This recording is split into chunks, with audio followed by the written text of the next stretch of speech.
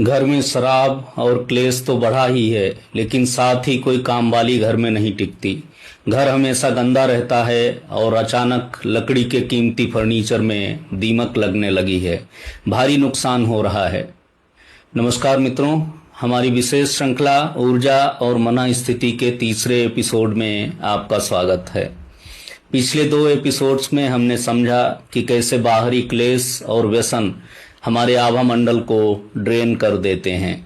आज हम उस पीड़ित महिला की दीमक और कामवाली का न टिकना जैसी समस्या के सबसे हैरान करने वाले हिस्से पर बात करेंगे। अक्सर लोग इसे सिर्फ एक सामान्य साफ सफाई की कमी मानकर छोड़ देते हैं या फिर अंधविश्वास में पड़कर तांत्रिकों के चक्कर काटने लगते हैं। लेकिन मित्रों, आज मैं आपको बताऊंगा कि आपके घर के भीतर पनपने वाले कीड़े मकोड़े, दीमक और वहां का वातावरण आपके दिमाग की तरंगों से कैसे जुड़ा हुआ है। इसके पीछे जियोपैथिक स्ट्रेस का बहुत बड़ा विज्ञान है। वीडियो को बहुत ध्यान से सुनिएगा। मित्रों, सबसे पहले ये समझिए कि जियोपैथिक स्ट्रेस क्या होता है। हमारी पृथ्वी के भीतर अपनी एक चुंबकीय ऊर्जा है, लेकिन जब जमीन के नीचे पानी के बहाव, सीलन या चुंबकीय ग्रिड में असंतुलन होता है तो पृथ्वी से निकलने वाली तरंगें दूषित हो जाती हैं। आधुनिक विज्ञान इसे ही जियोपैथिक स्ट्रेस कहता है। अब इसका दीमक से क्या संबंध है? विज्ञान की बड़ी बड़ी रिसर्च साबित करती हैं कि दीमक और चींटियों जैसे सूक्ष्म जीव हमेशा उन जगहों पर बहुत तेजी से आकर्षित होते हैं जहां इलेक्ट्रोमैग्नेटिक रेडिएशन या जियोपैथिक स्ट्रेस बहुत ज्यादा होता हो। हमारे सनातन विज्ञान में इसी भारी और दूषित ऊर्जा को राहु और केतु की ऊर्जा कहा गया है। राहु का अर्थ ही है अव्यवस्थित ऊर्जा, कबाड़, गंदगी और सूक्ष्म जीव। जब घर में लगातार नकारात्मक विचार चलते हैं, अवसाद होता है और व्यसन का धुआं और गंदगी बढ़ती है, तो उस घर का एनर्जी फील्ड पूरी तरह लो फ्रीक्वेंसी पर आ जाता है।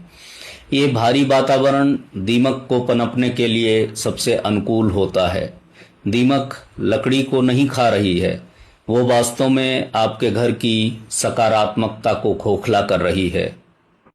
अब बात करते हैं कि कोई काम वाली उस घर में क्यों नहीं टिकती। मित्रों, जो लोग शारीरिक श्रम करते हैं या संवेदनशील होते हैं, वे किसी भी स्थान की ऊर्जा को बहुत जल्दी भांप लेते हैं। विज्ञान में इसे वाइब्रेशनल डिस्कम्फर्ट कहते हैं।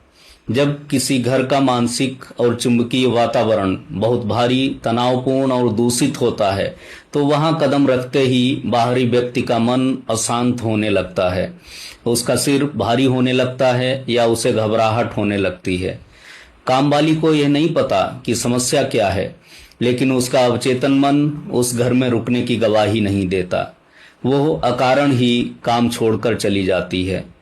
युग ऋषि पंडित श्री राम शर्मा आचार्य जी ने वांग्मय में स्पष्ट लिखा है कि मनुष्य के विचार केवल उसके भीतर नहीं रहते, वे दीवारों पर, घर के फर्नीचर पर और वहां के वायुमंडल पर छप जाते हैं।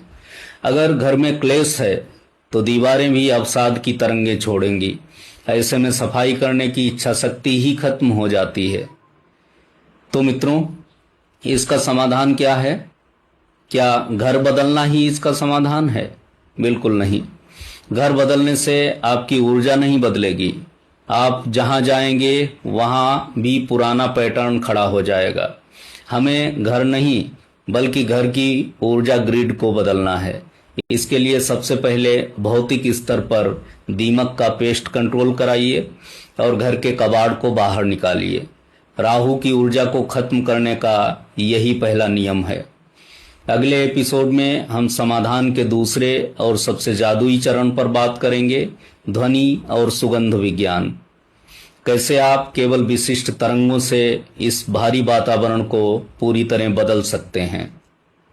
कमेंट बॉक्स में मुझे बताइए कि क्या आपने भी कभी किसी स्थान पर जाते ही बिना किसी कारण के भारीपन महसूस किया है।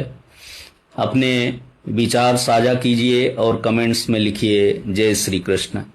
इस अत्यंत उपयोगी वीडियो को समाज में सकारात्मकता और जागरूकता फैलाने के लिए YouTube, व्हाट्सएप और फेसबुक पर जमकर शेयर करें। हमारे फेसबुक पेज को फॉलो और YouTube पेज को सब्सक्राइब करना ना भूलें। सजग रहिए, तार्किक बनिए और परिवेश को शुद्ध रखिए। धन्यवाद।